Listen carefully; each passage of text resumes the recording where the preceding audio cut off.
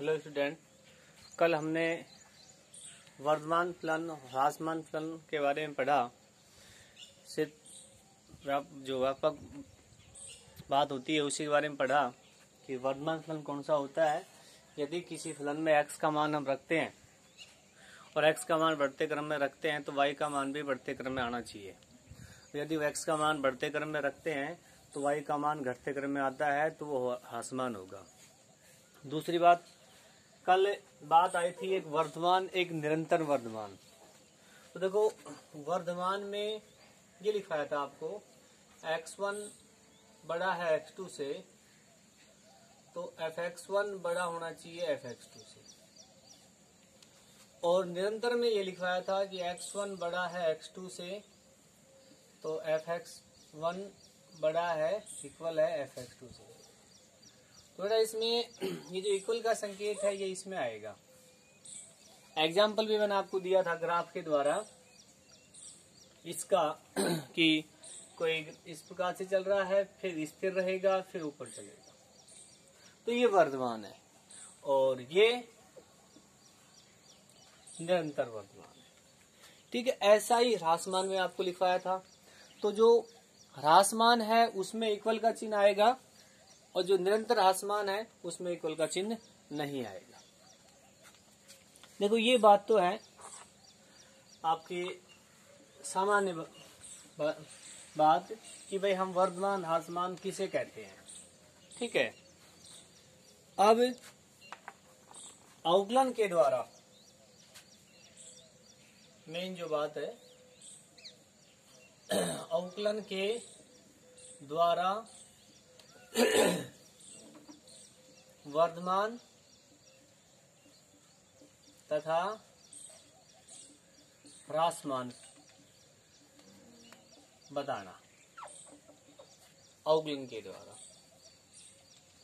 देखो कोई फलन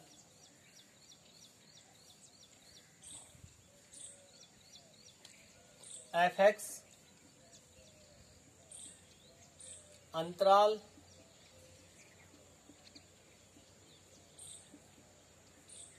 AB में अवकलनीय, AB में सतत तथा अवकलनीय है, अवकलनीय है तो नंबर 1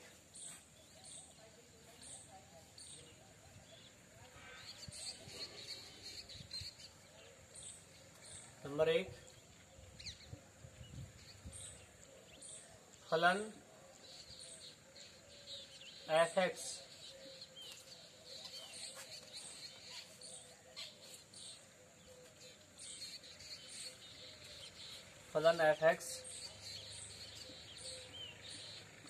निरंतर वर्धमान फलन होगा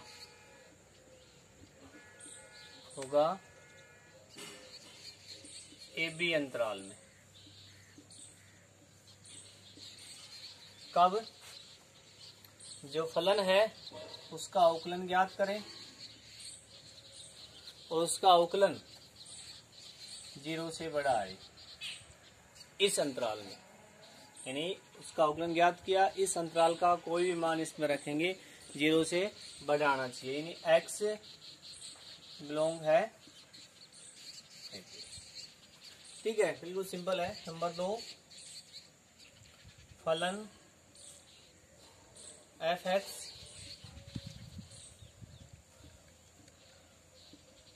निरंतर वर्धमान है, निरंतर ह्रासमान है होगा। कब? जब f(x) < 0 और x बिलोंग करना चाहिए a, b। ठीक है, मेन ये टॉपिक है इसमें। अवकलन ज्ञात करना, अवकलन 0 से बड़ा आता है वर्धमान, 0 से छोटा आता है ह्रासमान। देखो अपने पास यहाँ 8.2 में जो सवाल है वो दो प्रकार के हैं। एक तो ये कि आपको अंतराल दे दिया, कि बताओ ये वर्धमान है या ह्रासमान है, तो आपने उस अंतराल से f डैश x निकाल के मान रखना है। बड़ा आता है तो वर्धमान, छोटा आता है तो ह्रासमान। दूसरा कि आपको सिर्फ ये दे दिया कि फलन f(x) बराबर ये है, तो बताओ ये किस अंतराल में वर्धमान है, किस अंतराल में ह्रासमान है, यानी आपको अंतराल नहीं दिया है। तो उस स्थिति में आपने अंतराल ज्ञात करना होगा। ठीक है, उस स्थिति में आपने अंतराल ज्ञात करना होगा। अंतराल ज्ञात कर फिर वही प्रक्रिया f डैश x निकाल के और मान रखेंगे। बड़ा आता है तो वर्धमान, छोटा आता है तो ह्रासमान। इसको उतारना आपने स्क्रीनशॉट लेके। अब आगे एग्जांपल देखो।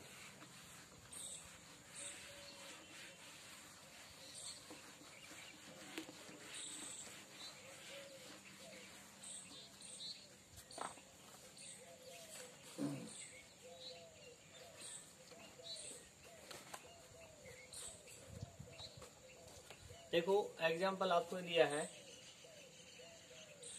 फलन दिया है f(x) बराबर में -5x + 7। R में निरंतर ह्रासमान है, सिद्ध करो।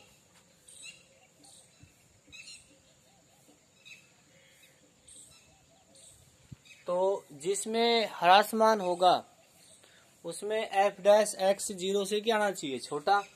तो f(x) है तो f डैश x, 5x का -5, इसका कितना हो जाएगा, 0। अब देखो -5 जो है 0 से क्या है, छोटा है। x बिलोंग r के लिए आप यहाँ पर x का कोई भी मान रखो, i का कितना, -5। इसका मतलब ये जो फलन है ये हमेशा निरंतर ह्रासमान है। अतः फलन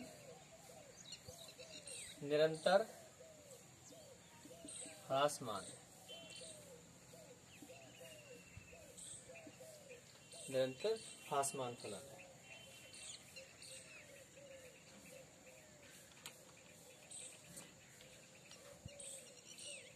जैसे f(x) बराबर में x³ माइनस में 6x² + 16x, x belong R में निरंतर ह्रासमान है, निरंतर ह्रासमान है, सिद्ध करो। तो इसमें भी हम f डैश ज्ञात करेंगे। तो 3x² 12x + 16। ठीक है, अब ये जो मान है ये वर्धमान बताना है, वर्धमान। अब ये मान x बिलोंग R में 0 से छोटा आएगा, बड़ा आएगा, या तो R के मान रखते चलो बारी बारी से, लेकिन इतने सारे मान कैसे रखेंगे। तो इसके लिए क्या करते हैं, इसको पूर्ण वर्ग बना देते हैं। कहने का मतलब इसमें से आप 3 कॉमन लो, x² - 4x + 16। ठीक, अब इसको 4 जोड़ दे, 4 घटा दे, x का गुणांक आधा और +16। ये कितना हो गया, x - 2 का होल स्क्वायर -4 + 12। ये हो गया, 3 को गुणा करेंगे, 3 × x - 2 का होल स्क्वायर +-12 + 16। कितना बच गया, x - 2 का होल स्क्वायर प्लस कितना, 4। अब देखो ये धनात्मक संख्या और ये पूर्ण वर्ग है, पूर्ण वर्ग हमेशा एक धनात्मक संख्या होती है। जो x माइनस 2 का होल स्क्वायर है ना, वो हमेशा 0 से बड़ा होगा, क्योंकि इसके ऊपर स्क्वायर लग गया। तो इसका मतलब ये पूरा ही f डैश x 0 से क्या आ गया, बड़ा आ गया। अतः यह निरंतर वर्धमान फलन है। ठीक है, इसका स्क्रीनशॉट लेंगे, उतारेंगे। ये तो वे एग्जाम्पल है जिसमें आपको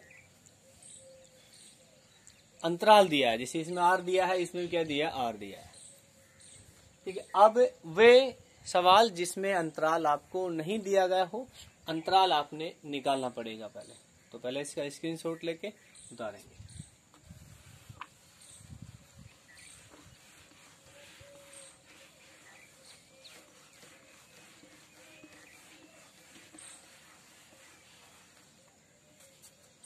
देखो बेटा,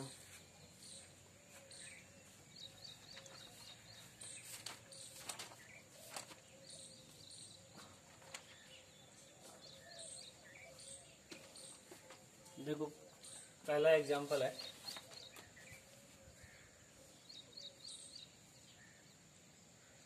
वह अंतराल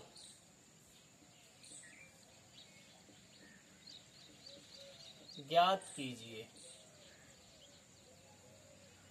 वह अंतराल ज्ञात कीजिए फलन 2x³ minus 9x square plus 12x plus 3, जिसमें वर्धमान है और नंबर 2 ह्रासमान है। ठीक है, आपको अंतराल नहीं दिया गया इसमें, तो ध्यान देना अंतराल कैसे ज्ञात करेंगे। पहले जो आपको fx दिया है उसका अवकलन ज्ञात करेंगे। कितना, 6x स्क्वायर 18x प्लस 12। जो आपने अवकलन ज्ञात कर दिया उसको 0 के बराबर करेंगे। f डैश x बराबर में 0। जहां भी आपने अंतराल ज्ञात करना है वहां पर f डैश x को 0 के इक्वल करेंगे। तो क्या,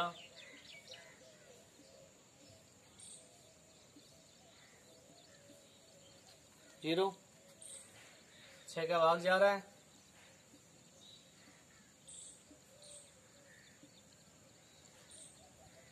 फैक्टर करेंगे, 2 एकम 2। ठीक है, x कॉमन लेंगे, माइनस 1 कॉमन लेंगे, x माइनस 2, x माइनस 1, तो x बराबर आ गया 2 और x बराबर में 1। अब ये अंतराल बताने आप, ये अंतराल आपको पहले मैंने बताया था। इससे अंतराल कैसे बनाएंगे, ये संख्या रेखा, इधर अनंत माइनस अनंत, यहां पर होता है 0। 1 लिख लिया आपने और 1 2 लिख लिया। कितने अंतराल बन गए, 3 बन गया। तो अंतराल क्या क्या बना,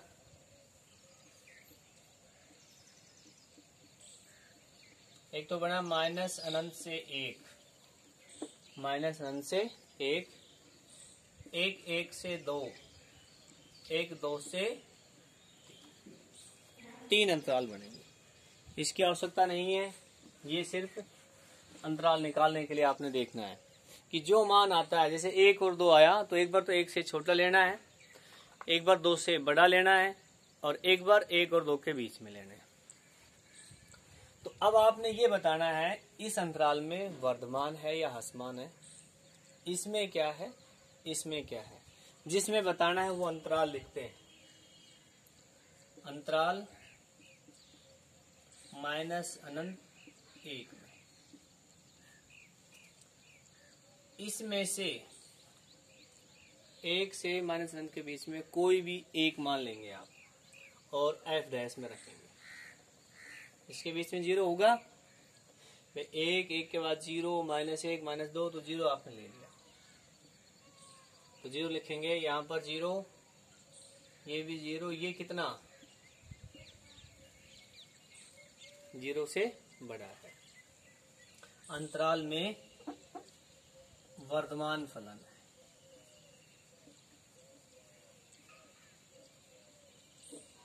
ठीक है। और दूसरा अंतराल कितना, अंतराल 1, 2 में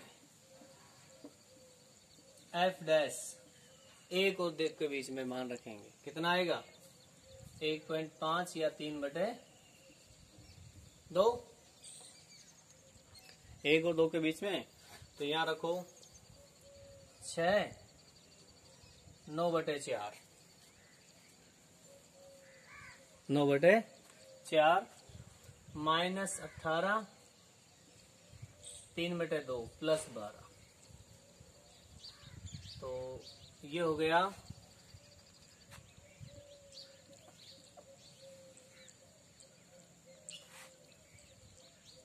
3, 2, 27। तो एलसीएम है 54 + 12/2। अब देखो ओरल ये 27, ये माइनस का मान आएगा 0 से छोटा। तो अंतराल में ह्रासमान फलन है।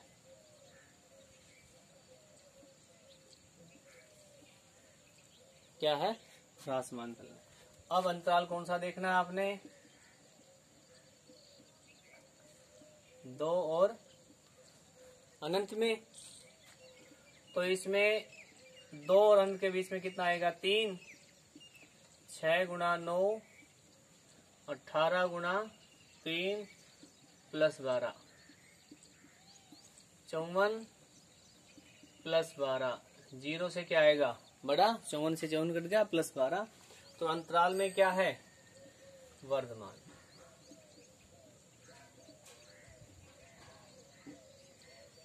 इस प्रकार से आपने बताना है कि किसमें वर्धमान है, किसमें ह्रासमान फलन है। ठीक है, इसको अपने उतारना है स्क्रीनशॉट लेके। अब आगे और देखो सवाल।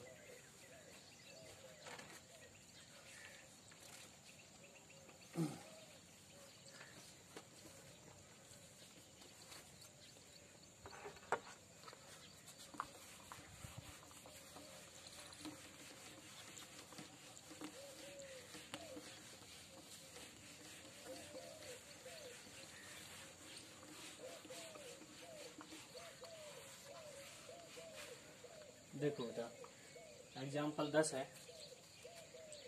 वह अंतराल ज्ञात कीजिए कि f(x) बराबर है sin x - cos x। Varthaman है या ह्रासमान है, कौन सा, किस अंतराल में वर्धमान है, किस में ह्रासमान है। और साथ में x बिलोंग कर दिया 0 से पाई, यानी 0 से पाई के बीच में बताना है। 0 से पाई के बीच में बताना है किस में वर्धमान है, किस में ह्रासमान है। कोई तरीका, x के सापेक्ष अवकलन, साइन का तो हो जाएगा भाई कोस, और कोस का हो जाएगा ये साइन x, माइनस आएगा प्लस हो जाएगा। वर्धमान ह्रासमान के लिए 0 के बराबर। तो देखो कोस x + साइन x बराबर कितना हो जाएगा 0। यहां से अब साइन x बराबर में माइनस कोस x, तो इसको इधर ले आएंगे, tan x बराबर में -1। अब मान निकालना है, tan x बराबर में 1 किसका मान होता है, 1 तो होता है tan π/4, tan 3π/4, tan 5π/4। तो उसमें है ना, सब में 1 या -1 आता है। तो -1 किस पे आएगा, tan 3π/4 पे। यानी x का मान आएगा 3π/4। ठीक है।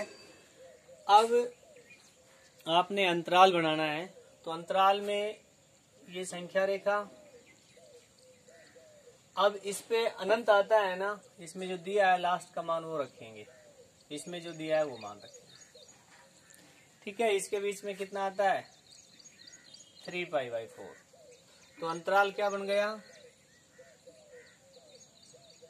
एक तो बन गया 0 से 3π/4 तथा एक बन गया आपका 3π/4 से π। अब इन दोनों अंतराल में आपने बताना किसमें वर्धमान है किसमें ह्रासमान है। तो पहले अंतराल 0 से 3π/4 में, देखो 0 से 3π/4 में, यानी 0 से लेकर 3π/4, 3 गुणा 45, 135 डिग्री है ये। तो 135 डिग्री के बीच में 90 डिग्री होगा, π/2 होगा, π/2 रखो। इसमें cos π/2 प्लस sin π/2। cos π/2 0 होता है, sin π/2 1 होता है, जो 0 से क्या है बड़ा है, यानी इसमें वर्धमान फलन है। अब अंतराल 3π/4 से π, यानी 135 से लेकर 180, तो इसके बीच में 150 डिग्री आएगा, है ना। तो 150 को क्या लिख दें है भाई, 150 डिग्री को π/180, 5π/, ये 3 से ये 6, 5π/6, f' 5π/6। ठीक है। ये आ जाएगा cos π/6 प्लस साइन 5π/6। ठीक है भाई। अब इनका मान बताना आपने, तो भाई मान बताना है π/6 का, यानी 30 डिग्री, 30 डिग्री का कोस में √3/2, ठीक, √3/2। लेकिन क्वाड्रेट कौन सा है 150 है, दूसरे में ये होता है कोस माइनस का, प्लस π/6 साइन 30, साइन 30 का मान 1/2, दूसरे क्वाड्रेंट होता है प्लस का।